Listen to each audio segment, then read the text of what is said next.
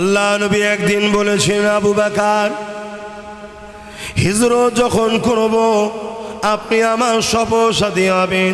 এই আলোচনা সবাই শুনেছেন।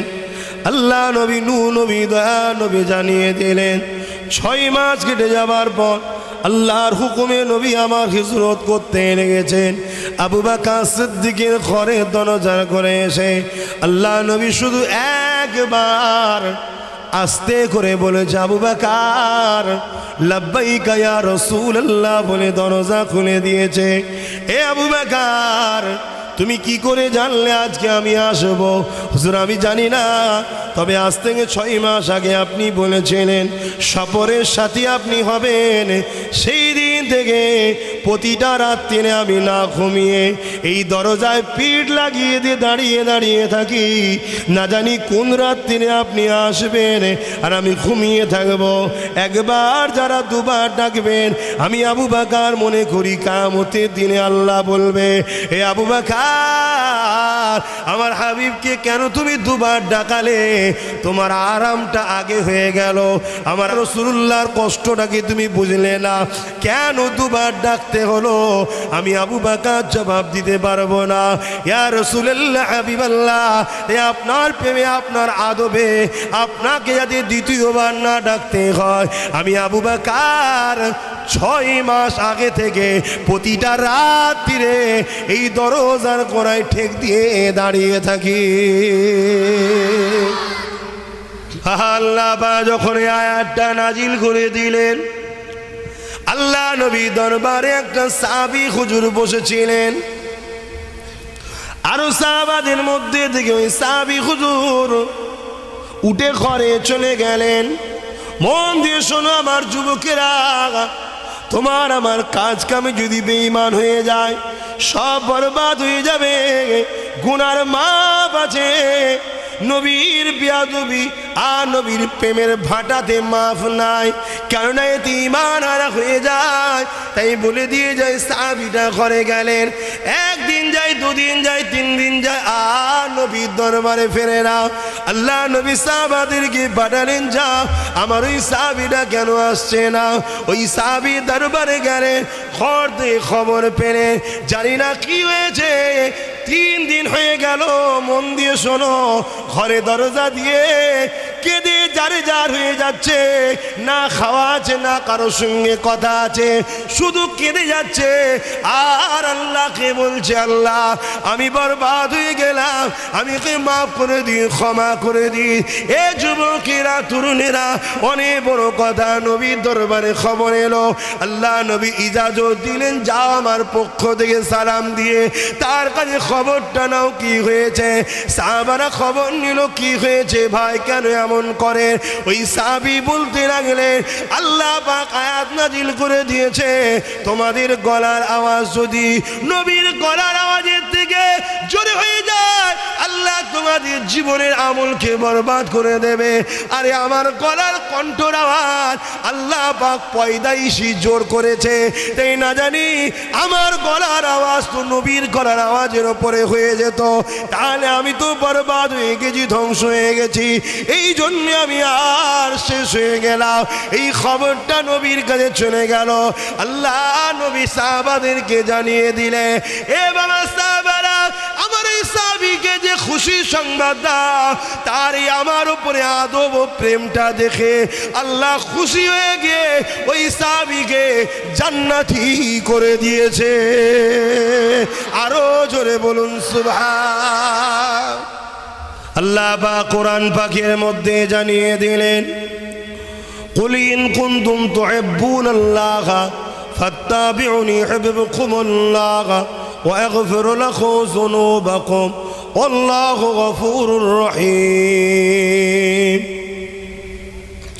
এ আমার বান্দা বান্দি রেগে আমার আল্লাহ পাক আমার নবী দ্বারা আমাকে আপনাকে জানাচ্ছেন, বড় কাফলাম কুল অর্থাহাবি আপনি বলুন, ইন কুনতুম তুহিব্বুনাল্লাহ, যারা বলে আল্লাহকে ভালোবাসি, ফাত্তাবিউনি, এই ভালোবাসা যদি সত্য হয় প্রথমে আপনাকে ইত্তেবা করতে হবে। কাকে? রাসূলকে। কিন্তু কাউকে মানা যায় প্রেম না থাকলে? তাহলে আমার নবীকে যদি প্রথম ইত্তেবা না করে, ফলো না করে মুহাব্বতের সঙ্গে, তাহলে কামিয়াবি নাই। আমার কথা বুঝতে পাচ্ছেন তো? আর যারা আমার নবীকে ভালোবেসে মেনে নেবে, ইত্তেবা করবে, আল্লাহ কি বলছেন? ইউহিব্বুকুমুল্লাহ, আমি আল্লাহ তাদেরকে ভালোবাসবো। জোরে বলুন সুবহানাল্লাহ। তাহলে আল্লাহ আমাদেরকে ভালোবাসুক চান তো নাকি? তাহলে রাস্তা কি? নবীকে ভালোবেসে ইত্তেবা করা, মেনে নেওয়া। ভালোবাসার মানুষের খোঁজ ধরা যায়? কথা বলছেন না কেন? যদি কেউ বসে বসে নবীর মেম্বারে নবীর খোঁজ ধরে, তাহলে জানতে হবে এ সেজেছে, কিন্তু আমাদের নয়। আমার কথা বুঝছেন তো নাকি? আমার আলোচনায় অসুবিধা হচ্ছে। মুসলমান ঘরের ছেলে মেয়েরা, তরুণেরা, এ নবী পাকের প্রেমিকেরা, এই পৃথিবীর জমিনে যারা আমাদেরকেও আল্লাহ ছেড়িয়ে দিয়ে তাদের দাস দাসী বানাতে চায়, তারা আমাদের কাছে বারবার হেরেছে। আমাদের কাছে যতদিন ওই ইমানটা রয়েছে, এই দুনিয়ার জমিনে ওই সকল প্রকাশ্য জালিম গুণ, ওই সকল ইসলামের দুশ্মন গুণ যারা আমাদের করে আল্লাহ থেকে সরিয়ে দিয়ে তাদের দাসত্ব করাতে চায়, তারা কোনোভাবে যখন আমাদের কাছে পারে না, তারা একদল মুনাফিকদের দিয়ে আমাদের কাছে পাঠাচ্ছে। তারা নামাজের বেলায় কোনো ইখতিলাফ নয়, রোজার বেলায় কোনো ইখতিলাফ নয়, আল্লাহ মানার বেলায় কোনো ইখতিলাফ নয়, রসুল মানার বেলা যখনই হয় তখনই তাদের যেন তাজিম করতে বড় অসুবিধে হয়। এরকম মানুষ মুসলমানদের দেখা যায় না? যায় না? আল্লাহ হিদায়াত করুন, বলুন আমিন।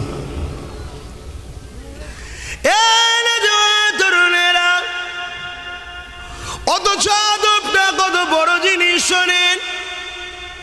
আল্লাহ নবী নবী মদিনা নববী শরীফে বসে আছেন। এমন সময়েতে আযান হতে লেগেছে, সিদ্দিকে আকবরও বসে রয়েছেন।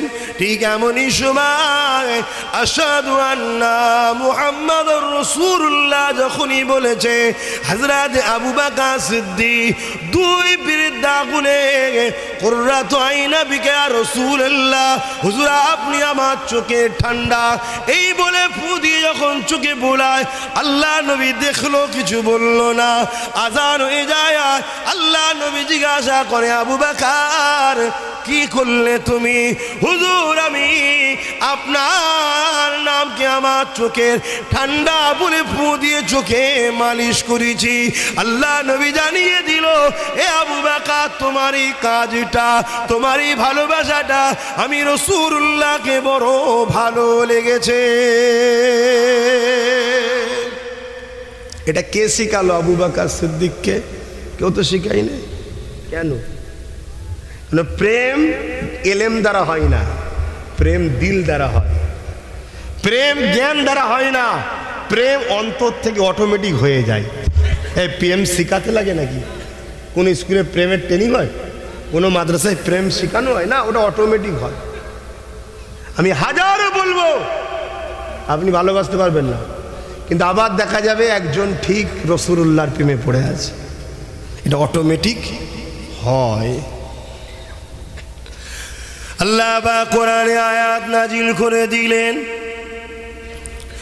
এ বিশ্বে মানুষেরা আমার হাবিবের আওয়াজের ওপরে তোমাদের গলার আওয়াজ যেন না উঠে যায়। যদি তোমাদের গলার আওয়াজটা আমার হাবিবের কথার আওয়াজের ওপরে উঠে যায়, আমি আল্লাহ তোমাদের সমস্ত জিন্দেগি আমলকে বরবাদ করে দেব।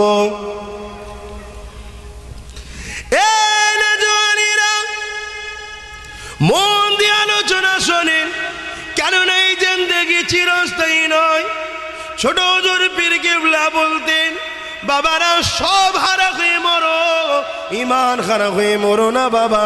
কেন? ইমান হারা হয়ে যারা মরবে তাদের নাজাতের কোনো রাস্তা নাই। যদিও গুনার পার পরিবারকে নিয়ে তুমি দুনিয়া থেকে যাও, ইমানটা যদি থাকে একদিন না একদিন আযাব খেটে খেটে আল্লাহ পাক তোমাকে হাবিবের প্রেম ভালোবাসার জন্য, ইমানের জন্য জান্নাত দিয়ে দেবে। তাহলে আল্লাহ আয়াত কি নাজিল করলেন কোরআনে, যে তোমাদের গলার আওয়াজ যেন নবীর আওয়াজের উপরে না উঠে যায়। শুনছেন তো? আজও যারা হজ করতে যান মনে রেখে দেন এই কথাটাকে। মদিনা শরীফে যখন ঢুকবেন পারেন তো জবানে লাগাম রাখেন, জবানে লাগাম রাখেন, কেন আমার নবী রওজা মোবারকে আজও জিন্দা এবং আমাদের জন্য কাঁদতেছেন। জোরে বলুন সুবহানাল্লাহ। কি আকীদা আছে তো নাকি? যদি আকীদা না থাকে তাদেরকে কি মুসলমান বলে? মুনাফিক মুসলমান। মনে রাখবেন, কেন রসুলকে মরা জানলে ইমান চলে যাবে। আর এটাই তো প্রকাশ্য দুশ্মনরা আমাদের মধ্যে ঢুকাতে চাইছে। নামাজ পড়ছে পড়তে দাও, রোজা রাখছে রাখতে দাও, হজ করছে করতে দাও, কিন্তু আমার নবী পাকের আদর সম্মান মর্যাদা শান ইজ্জত গুণকে খাটো করে দাও। এই জন্য আল্লাহ জানিয়ে দিলেন দুনিয়ার মানুষ শুনে রেখে দাও, তোমাদের গলার আওয়াজ যদি আমার হাবিবের আওয়াজের ওপরে উঠে যায়, আমি আল্লাহ তোমাদের জিন্দেগির সমস্ত আমলকে বরবাদ করে দেবো। খুব ভালো করে বুঝবেন, 100 বার হজ করেছেন, আমল করেছেন, 50 বছর ধরে তাহাজ্জুদের নামাজ পড়ছেন, 5 ওয়াক্ত নামাজ রয়েছে, আমল করছেন, আর একটা বার যদি আপনার গলার আওয়াজটা আমার রাসূলুল্লাহর আওয়াজের উপরে চলে যায়, আপনার 50 বছরের তাহাজ্জুদের নামাজ, 5 ওয়াক্ত নামাজ, 100 বার হজ করা, দান খায়রাত সব আল্লাহ বরবাদ করে দেবে। তাহলে ভেবে দেখুন আমার নবীর মাকামটা আমি বাড়িয়েছি না আল্লাহ বাড়িয়েছে? বলেন, আওয়াজ দিয়ে বলতে হবে। আপনি দাওয়াত করলেও আসবো, না করলেও যেখানে যাব সেখানে বলবো, নবীর পক্ষেই বলবো। আমি চাই তোমাদের হৃদয় আমার রসুলের ভালোবাসা আদব ঢুকে যাক, তাহলে কামিয়াবি হবে। শুনতে ভালো লাগছে তো না অসুবিধা হচ্ছে? তার মানে ইমানটুকু আছে, হয়তো গুনাহগার হতে পারো, ইমান এখনো আছে। তাহলে আপনি তাহাজ্জুদ পড়লেন 50 বছর, 100 বছর ধরেন বেশি হায়াত পেয়েছেন, নামাজ পড়লেন, রোজা রাখলেন, হজ করলেন, দান খায়রাত করলেন, মসজিদ বানালেন, মাদ্রাসা বানালেন, এতিম বিধবাদের বিবাহ দিলেন, সব আমল এগুলো ঈমান নয়, আমল ভালো কাজ, পাহাড় পরিমাণ নেকি করেছেন। আর একদিন আপনার মুখ থেকে একটা কথা বেরিয়েছে, যে কথাটা আপনার রাসূলুল্লাহর শানে একটু আঘাত দেওয়া হয়ে গেছে, আওয়াজ তো উঁচু করা দূরের কথা, আঘাত দেওয়া হয়ে গেছে, আপনার আমল আর আছে? কোরআন বলছে আমল একমাত্র বরবাদ হয় কাফের, যত বড় গুনাহগার হোক। নামাজ কাজা, রোজা কাজা, হজ কাজা, 1 টাকা যদি দান করে থাকে, 1 টাকারও নেকি তার আমল নামায় আল্লাহ লিখে রাখে, কিয়ামত দিন দেবে তার যা।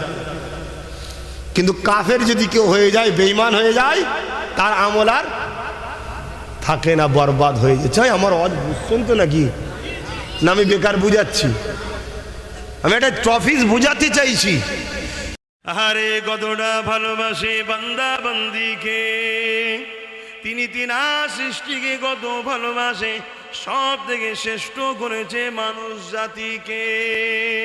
আর দুনিয়ায় যা কিছু আছে সবই তোমার আমার উপকারের জন্য মহান স্রষ্টা আল্লাহ বানিয়েছে। বান্দার এই জমিনে বাস কর, আমার দিয়া বিভিন্ন রকম শাক সবজি ফলমূল আছে খা, আমার দিয়া বিভিন্ন হালাল পশু আছে ওগুলোকে খা, নিজের শরীরকে সুন্দর করে রাখ, ভিটামিন পাবি, কার্বোহাইড্রেট পাবি, নানা রকম প্রোটিন পাবি বিভিন্ন খাবার থেকে। বান্দা হালাল জিনিস খাবি, নিজের শরীর সুন্দর থাকবে। আর বান্দারে আমি তোদেরকে বানিয়েছি ইল্লা লিয়াবুদুন, শুধুমাত্র আমি আল্লাহ আমার হুকুম মেনে চলবি। হুকুম কার মানবো? এই জমিন যার, তার হুকুম মানবো। এখন আমি এই মুখে ওয়াজ করব, কার কথা বলবো? কেন বলবো? কেন বলবো আল্লাহর কথা? তিনি আমায় কথা দিয়েছে, তার ছাড়া কারো কথা বলবো না। এবার তিনার কথাটা কি?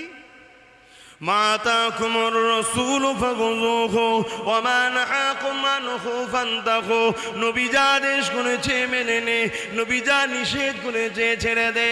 এ যুবকেরা, তরুণেরা, আল্লাহ জানিয়ে দিল বান্দা বান্দি রে, এ আমার সৃষ্টি মখলুক মানুষ জাতি রে, আমি তোদেরকে দুনিয়া জমিনে পাঠিয়েছি।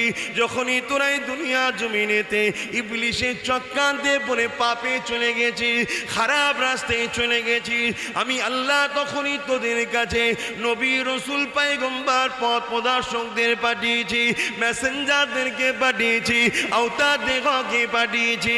এ দুনিয়ার মানুষেরা শত সে নবী রসুল করে আব্দুল্লাহ লাল মোহাম্মদ রসুলকে পাঠিয়েছি। এই আমি আল্লাহ কোরআনে জানিয়ে দিলাম, এই কোরআন হলো আল্লাহর পাকের বাণী। আমি আল্লাহ জানিয়ে দিলাম, লাকাদ কানা লাকুম ফি রাসূলিল্লাহি উসওয়াতুন হাসানা, সব থেকে উত্তম চরিত্রওয়ালা উসওয়া করে পাঠিয়েছি, মডেল করে পাঠিয়েছি হযরতে মুহাম্মদ রাসূলকে।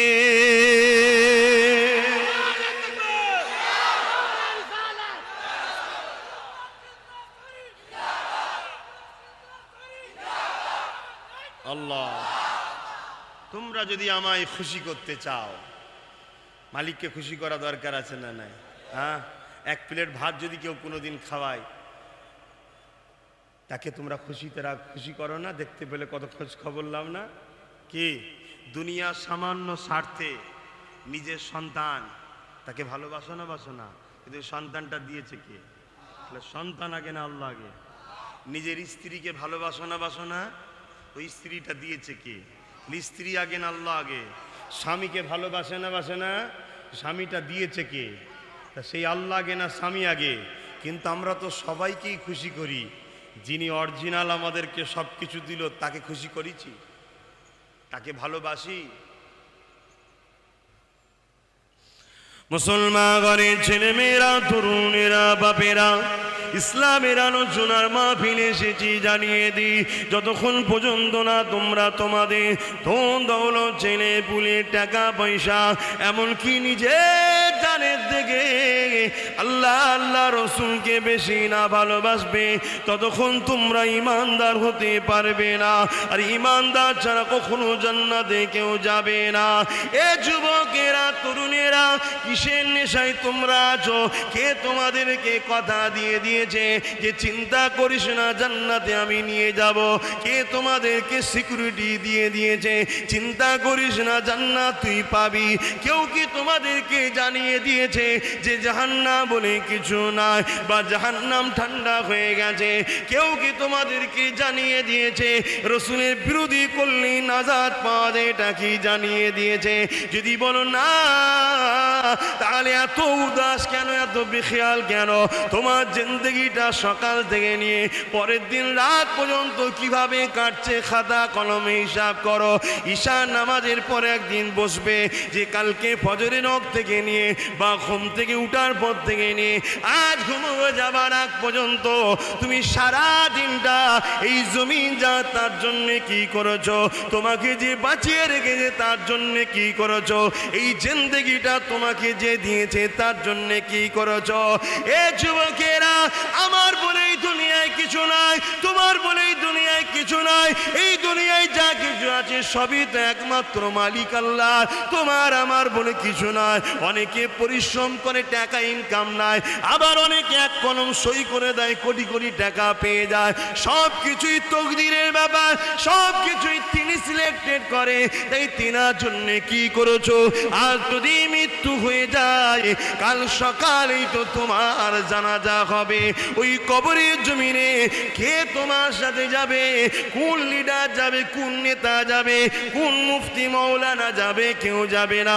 কিন্তু জমিনে তুমি যদি ওই নেতার পিছনে ঘুরতে পারো, যে নেতার পক্ষে আমি কথা বলতে এসেছি, অবশ্যই তোমার কবরে ওই নেতা তোমার জন্য হাজির হয়ে যাবে।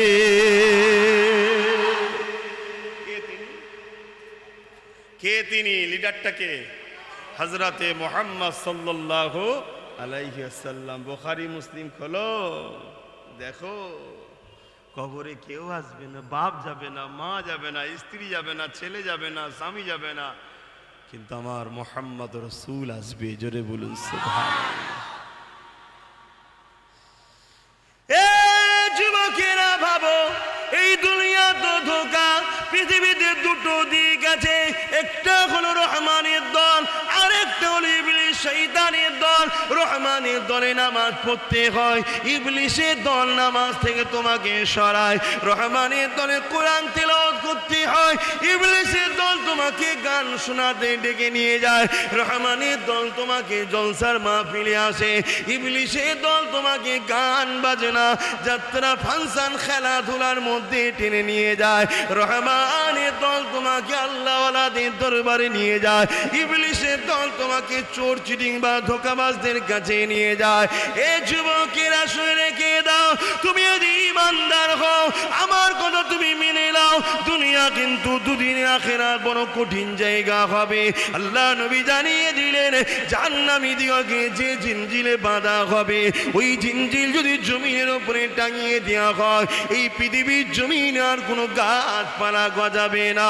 এ যুবকেরা, ওই জিনজিল দিয়ে যখন বাঁধা হবে কি করবে তখন? তাই বলে দিয়ে এখনো সময় আছে, তওবা করো, ফিরে আসো, জীবনের মাকসাদ একটাই করো, যিনি আমাকে সৃষ্টি করেছে আমি তিনাকে রাজি করব। আল্লাহ ছাড়া কেউ আপন আছে, রাসূল ছাড়া কেউ আপন আছে, তার ছাড়া কাউকে চিনি না। এই মাকসাদ তৈরি করো। এত তো আচড়াচ্ছ, এত তো ছুটছ, কামিয়াব হতে পারছো? দুনিয়া দুনিয়া করে ছুটছে, এই দুনিয়াও কি তোমাকে ধোকা দিচ্ছে না? দুনিয়া কি তোমায় ধরা দিচ্ছে? কি করেছো? টাটা বিল্লা হয়েছে, গোয়েঙ্কা হয়ে গেছো, নাকি রিলায়েন্সের মালিক হয়ে গেছো? কি করেছো? ফিরে আসো। অর্থ দরকার।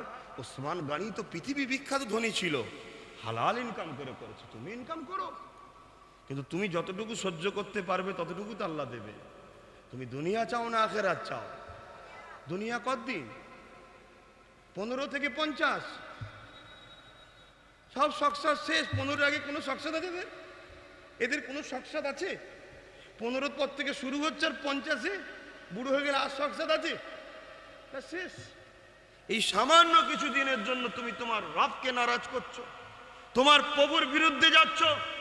তোমার প্রভু যিনি তোমাকে এখনো বিশ্বাস দিচ্ছে, এখনো তোমায় বাঁচিয়ে রেখেছে, তার বিরুদ্ধে চলে যাচ্ছে। বাপেরা মনে রেখে দিও, একটা মেয়াদ আল্লাহ দিয়ে দিয়েছে। কাউকে 50 বছর, কাউকে 60 বছর, কাউকে 70 বছর, কাউকে 30 বছর, কাউকে 20 বছর। এই জিন্দেগি মহান স্রষ্টা দিয়ে দিয়েছে। দুনিয়ার জমিনটা তার দিয়া হায়াত নিয়ে যদি তার বিরোধী কাটাও বা তার পক্ষে যদি না কাটাও, কিয়ামতের দিনে তোমাকে আমাকে বিপদে পড়তে হবে। বলে এটা কেমন করে হলো? আমি একটু কিভাবে স্বাধীনভাবে চলতে পারি না? তুমি তোমার বিবিকে স্বাধীনভাবে চলতে দেবে?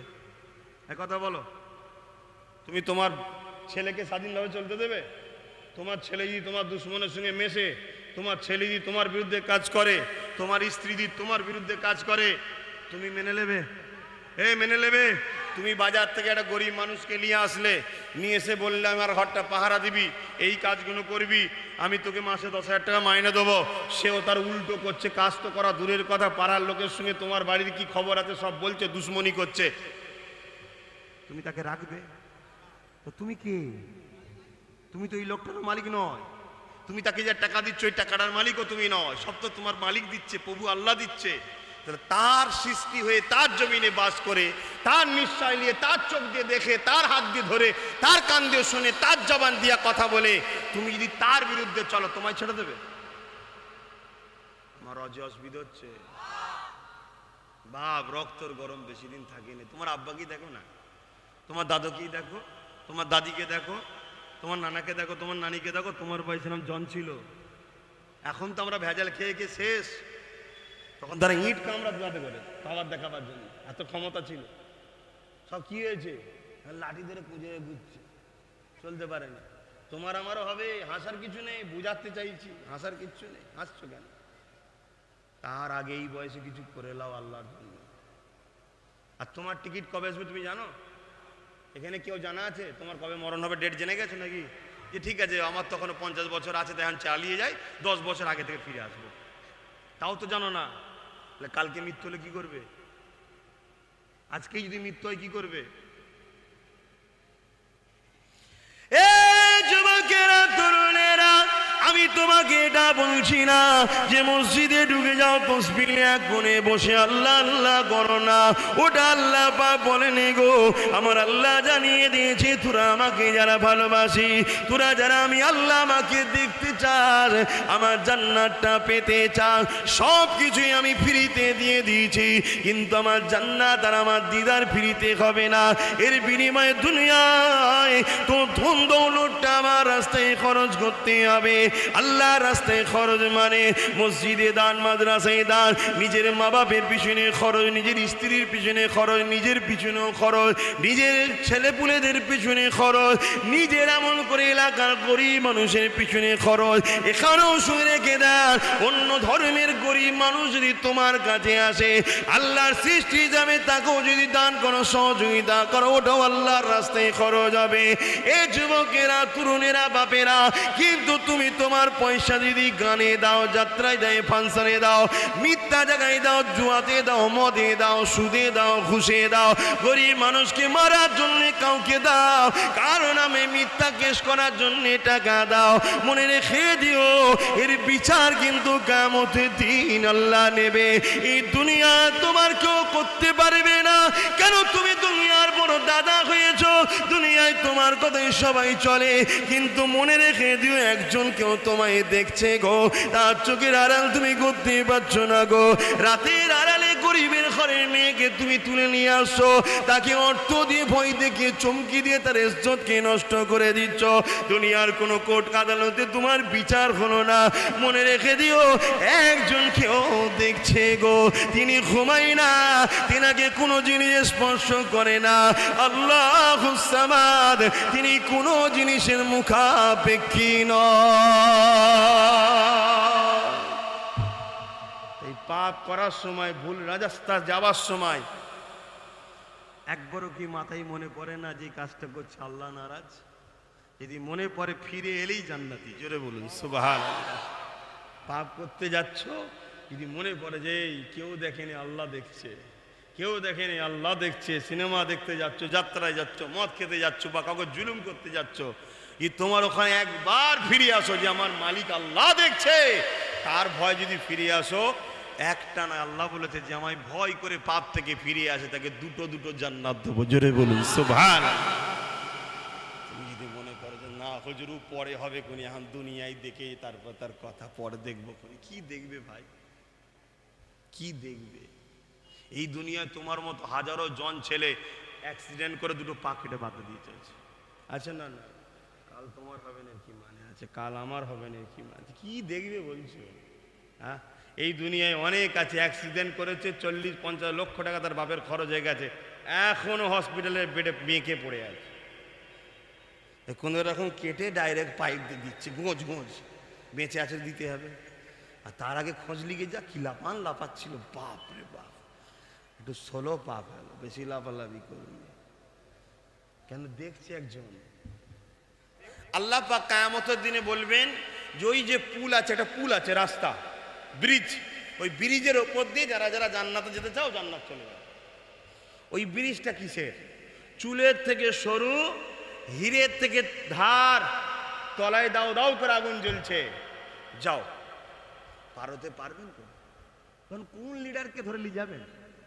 কোন নেতাকে ধরে নিয়ে যাবেন?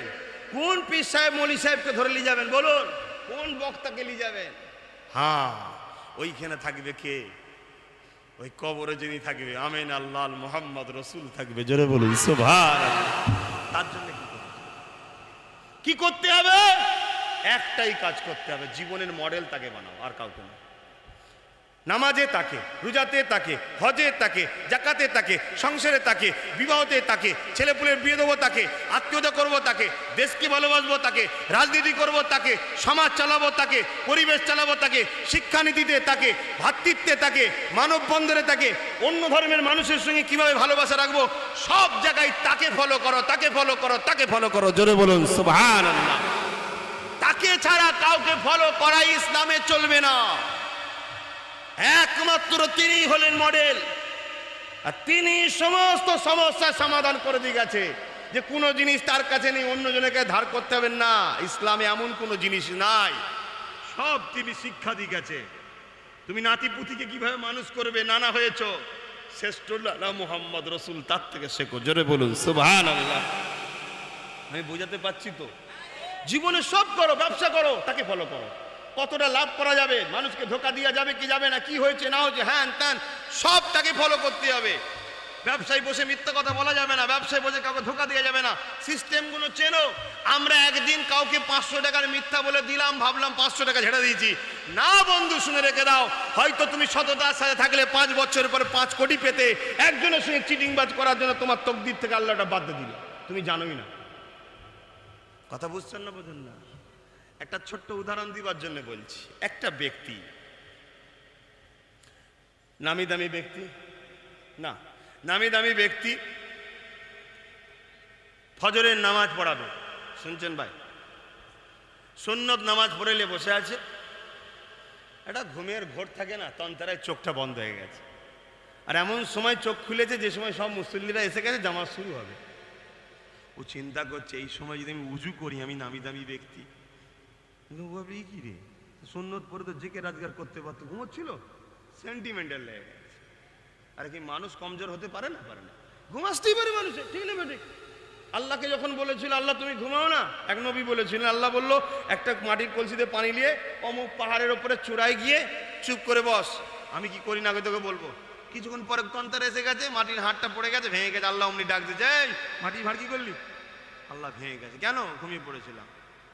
আমি আল্লাহ বলছি আমি ঘুমাই না, তাহলে পৃথিবী ধ্বংস হয়ে যাবে, আমাকে সব দেখি। জোরে বলুন সুবহানাল্লাহ। মানুষের এটা খসলো, সে যত বড়ই হোক, মানুষের ঘুমের তন্ত্র আসবে, এটা মানুষের ধর্ম, এটা সৃষ্টিকর্তার নিয়ম। তা কোনো একটা দিন হয়তো তার শরীর একটু ক্লান্ত ছিল, দুর্বল ছিল, তো ঈশার নাম কি বলে ফজরের সুন্নত নামাজ পড়ে বসেছে আর ঘুমিয়ে পড়েছে। কিন্তু সম্মানীয় ব্যক্তি চিন্তা করছে কি বলবে না বলবে, তো ওই বিনা উজুতে গিয়েই মুসাল্লায় দাঁড়িয়ে আল্লাহু আকবার নামাজ পড়িয়ে দিয়েছে। কিন্তু মনটা মেনে নিতে পারছে না। শুনছেন? ভালো করে শোনেন। মনটা মেনে নিতে পারছে না যে এত বড় ভুল করলাম, আল্লাহ কি জবাব দেবো, আমার হয়তো বড় কোনো বিচার হবে, বিমার হবে, আমার কিছু ক্ষতি হয়ে যাবে, এই ভয়ে ভয়ে সারাদিন ঘুরছে। রাত হয়েছে, ঘুমিয়ে পড়েছে, পরের দিন ফজর বেলা উঠেছে, এমন সময় ঘুম ভেঙেছে, তখন নামাজ এবারে যাই অবস্থা। তখন চিন্তা করছে যে এখন যদি উজু করতে যাই নামাজ তো চলে যাবে, তা কালকে তো বিনা উজুতেই পড়ালাম, তা আজকেও পড়িয়ে দিই, ওই আবার পড়িয়ে দিচ্ছি। জানেন এরপরে কি বলছি বুঝবেন। আপনাদের সঙ্গে এই জিনিস না হচ্ছে না তো, তাহলে কাঁদুন সেজদাই পড়ে আল্লাহর কাছে। আহা, আল্লাহর কাছে তো সবসময় বলি, আল্লাহ আমাকে সব হারা করে দাও, ইমান হারা করুন, কেন ওর থেকে বড় কষ্ট আর কিছু নেই। আখেরাতের জাহান্নামের 1 ঘন্টার শাস্তি পৃথিবীর 1000 বছরের শাস্তির থেকেও 1 ঘন্টার শাস্তি অনেক পেটি। কথা বুঝছেন? আমার যুবক ভাইয়েরা শোনো মন দিয়ে, আমাদের লেবাসে ভুল থাকতে পারে, আমাদের চলনে ভুল আছে, আস্তে আস্তে আল্লাহ করে সব ঠিক হয়ে যাবে, আল্লাহ পরিবর্তন করে দিক। বলুন আমি, কমসে কম ইমানটা ঠিক রাখো। ইমান কি জিনিস সেটাই বুঝতে পারছো না? হ্যাঁ, রাসূলের সঙ্গে যেটাই জড়িয়ে আছে সেটাকেই প্রেম করতে হবে, এর নাম ইমান। জোরে বলুন সুবহানাল্লাহ। নবী কোনো খাদ্য পছন্দ করেন, একজন রাসূল কদু খেতে পছন্দ করতেন। কদু পর্যন্ত আপনারা কি বলেন? কদু বলি, কদু বলবেন, লাও না কদু বলবেন। রাসূল কদু খেতে পছন্দ করতেন। তো এক সময় একজন সাথে একজনের কথা হচ্ছে যে আমাকে কদু বড় ভালো লাগে, ওর প্রতি উত্তরে সে বলছে আমাকে ভালো লাগে না। সঙ্গে সঙ্গে এক সাহাবী তাড়া করেছে তাকে। সে যে রাজ দরবারে হাজির হয়েছে, আব্দুল্লাহ ইবনে ওমরের দরবারে হাজির হয়েছে, তখন এই সাহাবী বলছে ও যদি কালেমা রদ্দ করে তওবা না করে, রাসূলের ভালোবাসার বিরুদ্ধে গুস্তাখি করেছে। নরমাল কথা কি না, নরমাল তুমি দেখছো নবীর প্রেম যার সঙ্গে জড়িয়ে আছে, তুমি মানতে পারো না আলাদা কথা, কমসে কম নত থাকো। ওখানে সেনা জুড়ি চলবে না, কেন তোমার মালিকই সব কিছু, তোমার কিচ্ছু ক্ষমতা নেই। একটা রাত্রিরে যে বিছানায় গেলে শুধু পেটে একটা কৃমি থাকবে, ওই কৃমি একটু কামড়ানো শুরু করবে, সারা রাত ছটফট ছটফট ছটফট করবে। ডাক্তার এসে ভ্যাল দেখি হাত দিয়ে, ইঞ্জেকশন দিয়ে হাত দিয়ে, আরো রোগ বেরিয়ে যাবে, তাও তোমার যন্ত্রণা কমাতে পারবে না। ঠিক না বে ঠিক? আরামের ঘুমটা দেয় কে? তাহলে ভোরবেলা তার জন্য তো উঠতে হবে, কি তার জন্য তো ভোরবেলা উঠতে হবে। আর ভোরবেলা উঠলে তোমার লাভ না আল্লাহর লাভ? কথা বলো, তোমার লাভ। ভোরবেলা উঠে ওই যে নামাজটা পড়লে তোমার শরীরের প্রত্যেকটা অর্গান সুস্থ তৈরি হচ্ছে, অনেক উপকার। অত বলার এখন সময় নেই সায়েন্সের দিকে যাবার। তারপরেই যে তুমি উঠে গিয়ে হাঁটাহাঁটি করলে, কোরআন তেলা করলে, তোমার নার্ভগুলো সজাগ হলো, হাঁটাহাঁটি করলে একটুখানি শরীরটা ফুর্তি হলো, বিমার কমবে, রোগ কমবে, সুগার কমবে। আজকে তো সুগার প্রতিটা বাড়ি বাড়ি, ঠিক না বেটি? হয়ে গেছে, এখন হাঁটছি, ওর কি দাম নেই, আগে থেকে করো। তারপরে তুমি দেখবে সকাল সকাল ব্যবসা বাণিজ্য কারবার করছো, তোমার রুজিতে বরকত হবে। আল্লাহ নবী বলছেন যে বাড়িতে ফজরের নামাজের পর লোক ঘুমোয়, ও বাড়িতে কোনোদিন অভাব মিটবে না। শুনছেন না সব? তুমি দেখছো 10 বাড়ি, খোঁজ লিখে যাও, ওরা এখনো, ওর অভাব মেটে নেই, ও এখনো আমার আরো দরকার, আমার দরকার, আমার দরকার। আর তুমি যে দেখছো ভ্যান চালায়, তুমি ফজরের নামাজ পড়ে ডিউটিতে বেরিয়ে যায়, ওর বাড়ি যে খবর লাও, আলহামদুলিল্লাহ আমি খুব ভালো আছি ভাই। শান্তি তো এইখানে হয় রে বাবা, চোখে শান্তি নেই। চোখের শান্তি ক্ষণস্থায়ী। চোখে দেখছো পেট ভর্তি ভাত খেয়েছো, হঠাৎ করে বিরিয়ানি দেখে ফেলেছো, চোখ বলছে খাবো, খেতে পারবে তো? আমার আলোচনায় অসুবিধা হচ্ছে? সবটাই শিখাতে হবে রে বাবা, সবটাই তো ইসলাম। ইসলামের ছোট্ট ছোট্ট জিনিস পর্যন্ত শিক্ষা দিয়ে আছে। তুমি খাবার পরে কিভাবে শোবে, ওটাও ইসলাম শিখিয়েছে। খাবার আগে কতটা পানি খাবে, খাবার পরে কতটা খাবে, কতক্ষণ পরে খাবে, খাবার আগে কি খেতে হয়, খাবার পরে কি খেতে হয়, কোন খাদ্য খেলে তোমার রোগ মুক্ত থাকবে, টোটাল কিছু ইসলাম শিখিয়েছে। কিভাবে তুমি প্রাকৃতিক দুর্যোগে সারা দেবে, পিশাব করবে কিভাবে, সংসার করবে কিভাবে, স্বামী স্ত্রী সম্পর্ক কি থাকবে, টোটাল এ টু জেড একটা মানুষের দুলনা থেকে কবর পর্যন্ত যা প্রয়োজন আছে ইসলামের সব সমস্যার সমাধান করে দিয়ে গেছে। জোরে বলুন সুবহানাল্লাহ। তুমি কার কাছে যাচ্ছ শিখতে? তুমি কার পেছনে ঘুরছো? তোমার তো জিন্দেগির মাকসাদ একটাই থাকবে, নবী। আমি যে এই কথাটা বলছিলাম নামাজের, ওই কথাটা একটু বলবো। দ্বিতীয় দিনে নামাজ পড়েছি, পড়ার পরে কিন্তু আরো মন খারাপ হচ্ছে। কালকে নাই নাচার ছিল, আজকে তো ইচ্ছে করে ফেললাম। আর আমার মাপ নেই, গজব হবে, হ্যাঁ হবে, আমার উপরে শাস্তি হবে, বিমার হবে, নানা রকম, হয়তো আমি অ্যাক্সিডেন্ট হয়ে মরে যাবো, এরকম ভয়ে ভয়ে কোনো দিনটা কাটাতে লেগেছে। রাত হয়েছে, সংসার জীবন ছিল, স্বামী স্ত্রীর মিলন হয়েছে, মিলনের পরে শীতকাল ছিল, চিন্তা করছে এই অবস্থায় উজু করব। শুনছেন ভাই? এই অবস্থায় উজু করব? ও কি করছে? ওই হালেই নামাজ পড়েছে। এইবারে কিন্তু ওর মন বলছে যে আমি এই যে ভুলটা করেছি এর আর মাপ নাই। স্বাভাবিক, এর আর মাপ আছে ভাই? এর আর মাপ নেই। কিন্তু সারা দিন কেটে গেছে, কিছু হয়নি। পরের দিন বেশ হাসি মুখে আছে। ওর একটা বন্ধু 3 দিন ফলো করেছিল, বলছে হ্যাঁ তোর 3 দিন টেনশন দেখছিলাম, কি ব্যাপার? ও সব বিস্তারিত খুলেছে, বলেছে, বলছে ধর আমি এত কিছু করলাম, আল্লাহ কিছু করলো না। তখন ওর বন্ধু চোখের পানি ফেলে বলছে তুই এত বড় বোকা, তোর কি করলে খুশি হতিস? আমি ভেবেছিলাম হয়তো আমার পা ভেঙে যাবে, কি আমার অ্যাক্সিডেন্ট হবে, কি আমার রোগ হবে। বলছে ওটা তো সামান্য, কিন্তু তোর আল্লাহ তোকে কি শাস্তি দিয়ে তুই জানিস? বলছে না, তুই ইসলাম থেকে বার করে দিয়েছে। শুনছেন ভাই? আপনারা হয়তো হই হই করছেন, কিছু হয় না, আপনারা ভাবছেন তো কিছুই তো হয়নি। এমন তো নয়, আপনাকে আল্লাহ ইসলাম থেকে